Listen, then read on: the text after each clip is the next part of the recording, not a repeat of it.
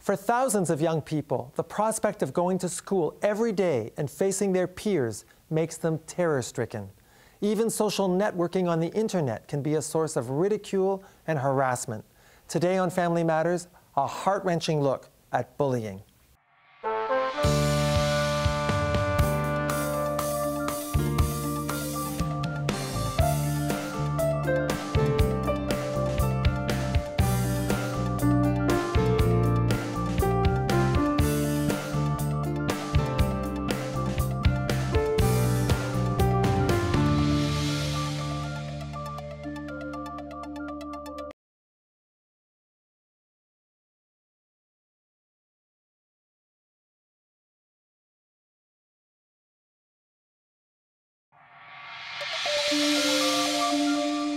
Recently, there's been a lot of media attention on the topic of bullying.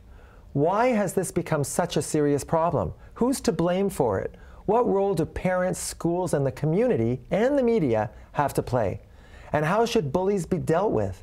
And most importantly, what can be done to instill in our children the extremely important values of mutual respect, dignity, and compassion?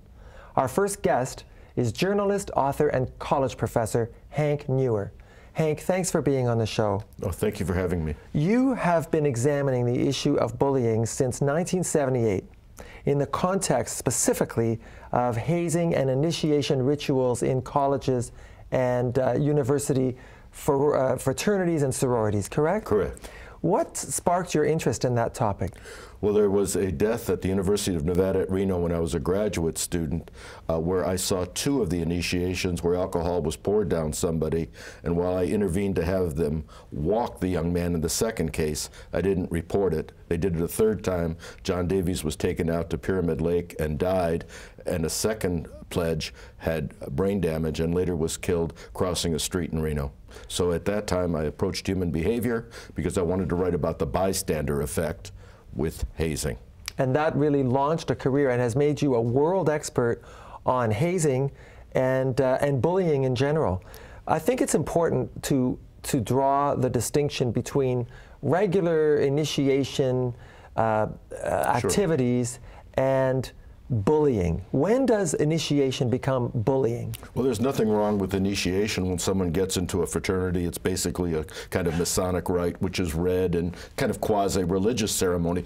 But when it gets into hazing, when the real way that the quote-unquote brothers or sisters accept someone to the organization is to put them through shameful, demeaning, and dangerous acts, then it becomes wrong.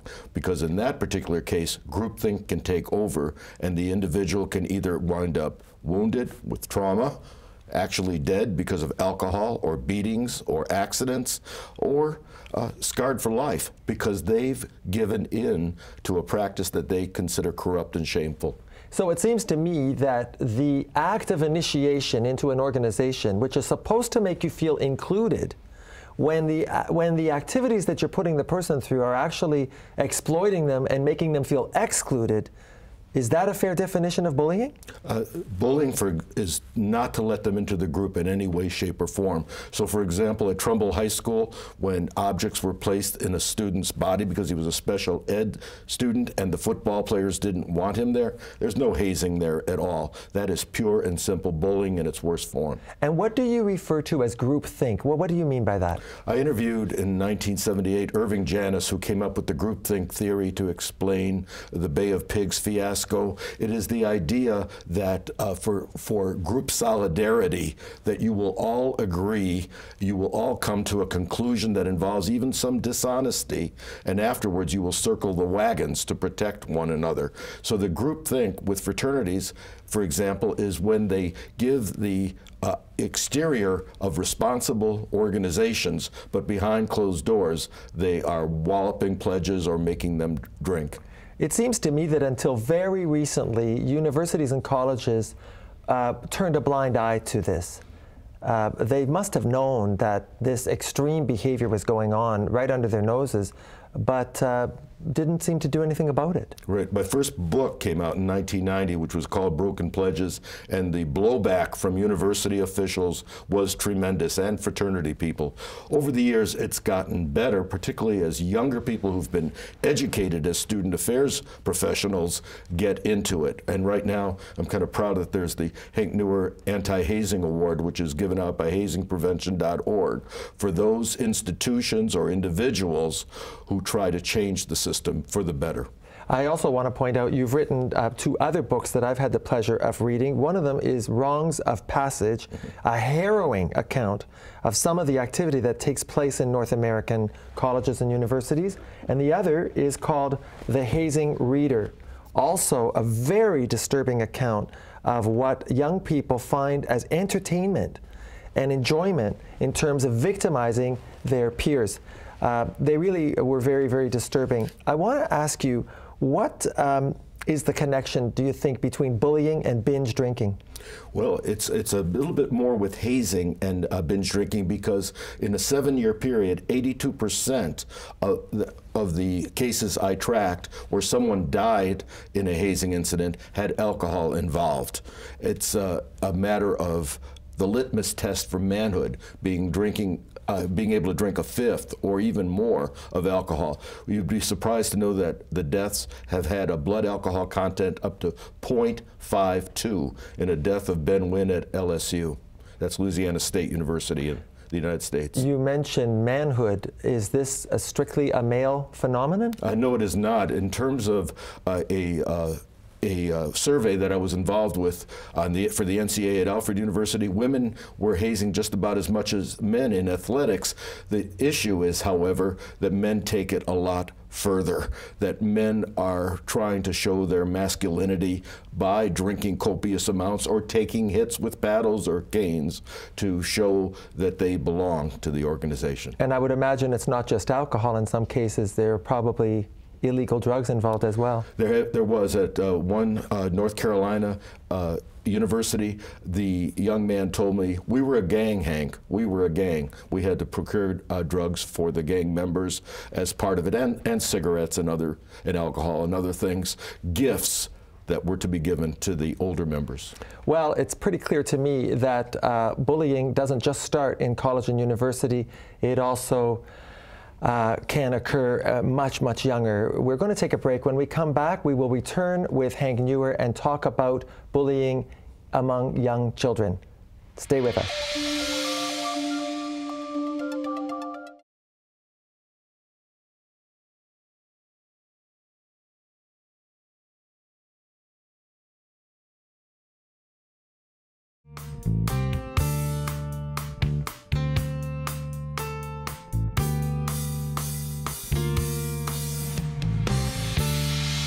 Welcome back to our discussion of bullying with professor, journalist, and author Hank Nuwer.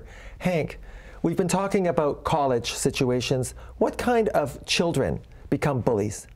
Well, just like with hazing, those people who's hazed become the hazers often the next year. Sometimes bullies themselves get driven into a point where they get a little bit bigger, or they get a little bit of power, or they want to have some revenge where they become the bullies. You mean the victim can become the perpetrator? Oh, for sure. I mean, we're looking at situations such as the Columbine shootings, for example, where the young people who were picked on by athletes and thrown into lockers came back with a rage and a passion that was not seen by anyone, but it was also had grisly, brutal, terrible consequences. So they'd been on the outside themselves, and they had all this rage, and that was how they manifested it. Exactly, and we've seen that again and again. And even if we're seeing, someone lying in wait to go after one of the group members or so on, there's a revenge factor there that bothers me. But why do kids do this to other kids to begin with?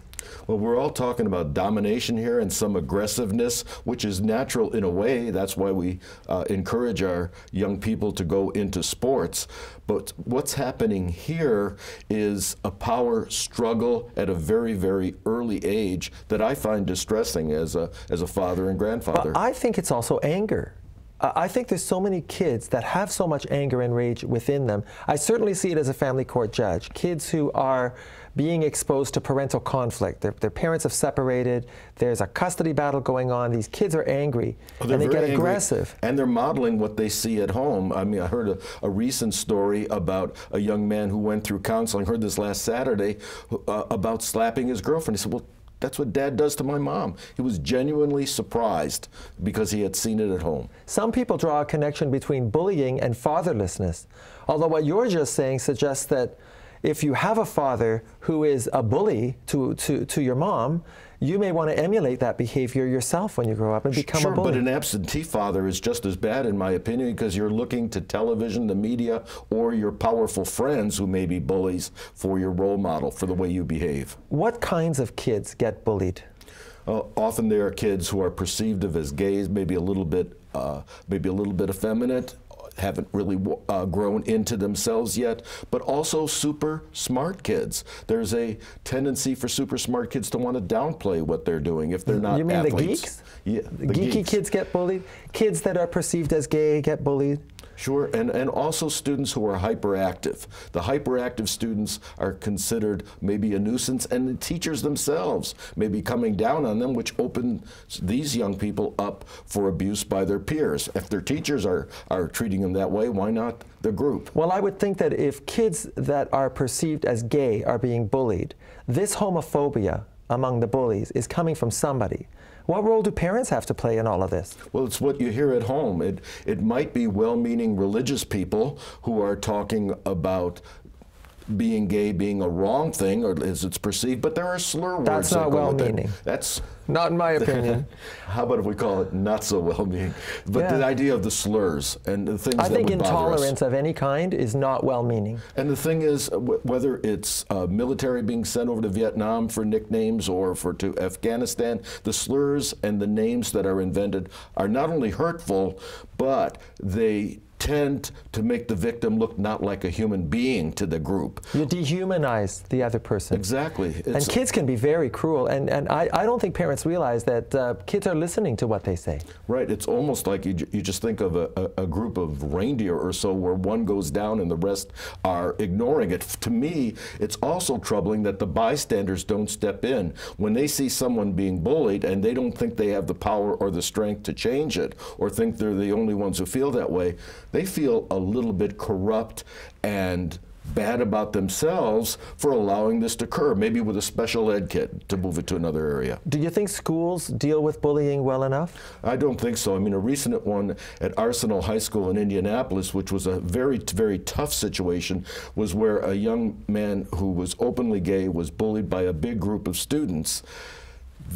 At the school? At the school. So what did the school do about it? The school hadn't done enough, clearly, over time. I mean, it's a big school. That's one of the big problems with these consolidated schools. So what did the mother do? The mother armed her young person with a taser that he then threatened the group with. And for me, the scary part of that, we're thinking of Columbine or Virginia Tech. You don't make a bad situation worse by empowering the victim to then become a victimizer. I think a lot of parents would say, we've got to teach our kids to fight back. You've got to stand up for yourself.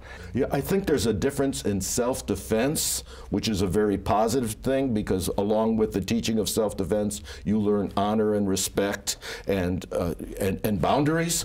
But to try to have the student, you know, maybe a father who says, go punch him out or do something like this, you're just teaching a power struggle that isn't an effective way to handle conflict. Well, I want to ask you about a personal situation that happened to me as a kid. It happened over and over again. I would get beat up at school. I was bullied badly. I'd go home. My parents would then go to the school and make a big fuss about it. The perpetrators would then get into trouble, and then they retaliated against me worse. Exactly. And so I learned, if I tell on them, I'm going to get it worse. So what are you supposed to do? I think in some ways we have to have the parents, the teachers, the administration, and the community at large acting together to protect the victim. When the victim makes a statement, we have to act and act effectively. In my book, Wrongs of Passage, I talk about tough love. There need to be clear boundaries, but clear consequences for people who are bullies. I couldn't have said it better myself. Hank, thank you so much for being with us on the show. Thank you. When we come back after the break, we will go in chambers and talk about cyberbullying with lawyer Omar Haredai. Stay with us.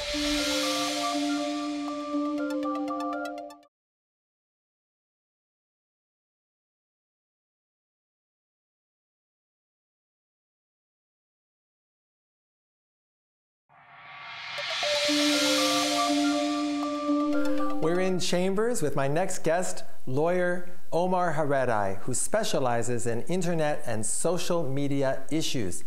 Omar, thank you for being on the show. My pleasure, Harvey. As you know, we've been discussing bullying, and I want to focus with you on cyberbullying. What is cyberbullying?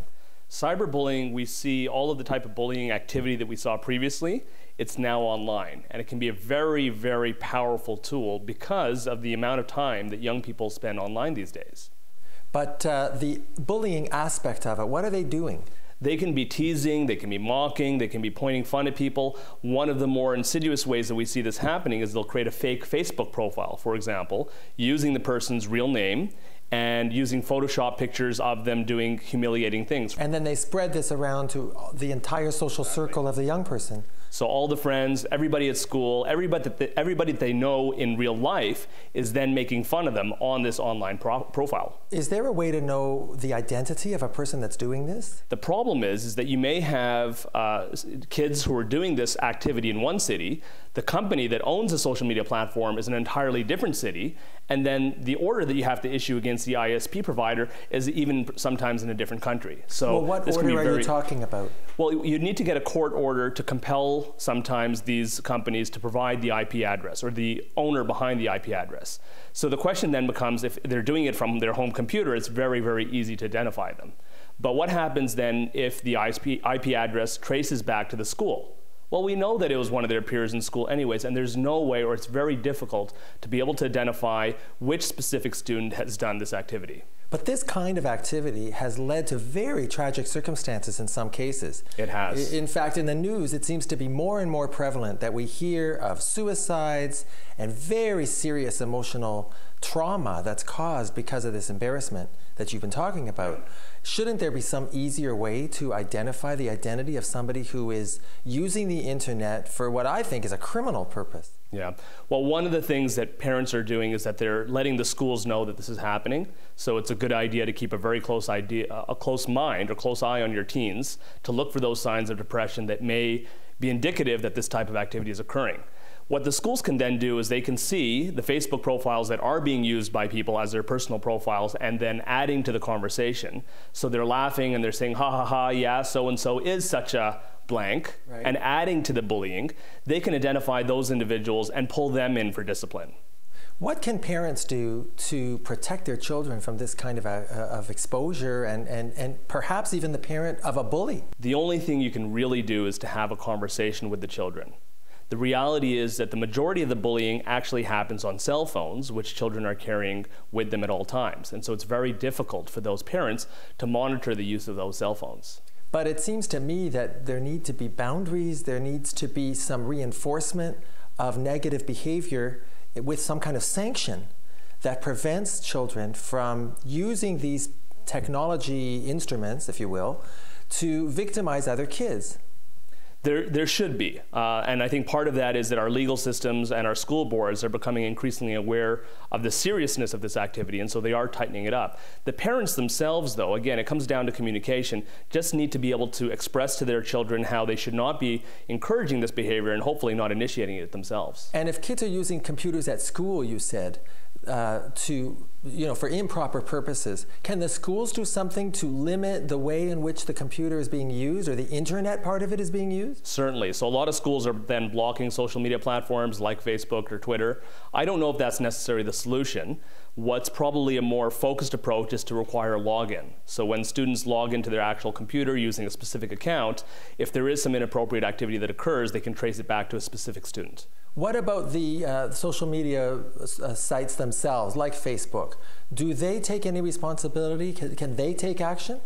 They try to give as little responsibility as possible or claim as little responsibility as possible because they say if there is any kind of bullying activity occurring, let us know immediately. So there are ways you can flag certain posts and flag certain things to say, look, this is inappropriate. And so that's their way of saying, look, it's up to you as a parent or as a child, that if you see this type of thing happening, let us know so we can take it down right away and minimize the type of impact this potentially could have on a child. From what you know, has that been happening?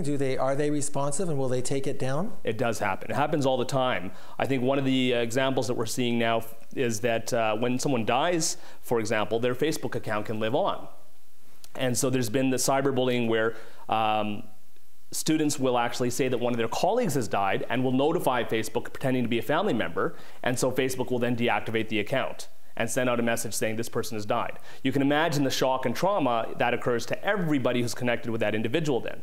So they are tightening things up, and there are ways that you can push back in terms of the cyberbullying, but again, it comes down to the parents and to the children themselves taking responsibility to make sure this doesn't happen. Well, the courts have recently, in numerous jurisdictions, entered into this discussion and made it clear that cyberbullying is a very serious thing that can have very serious consequences legally, including damages. Exactly. So you can actually have the parents of children paying money to the parents of another children for the psychological trauma that's inflicted on them. So there can be significant legal consequences, and it's important for parents to remember that. Well, there's a very important point that I think every parent should be aware of. You can be out of pocket financially if you are found to be liable for damage that your child causes to someone else. On that note, I'm going to thank you very much for being on our show. My pleasure, Justice Brownstone.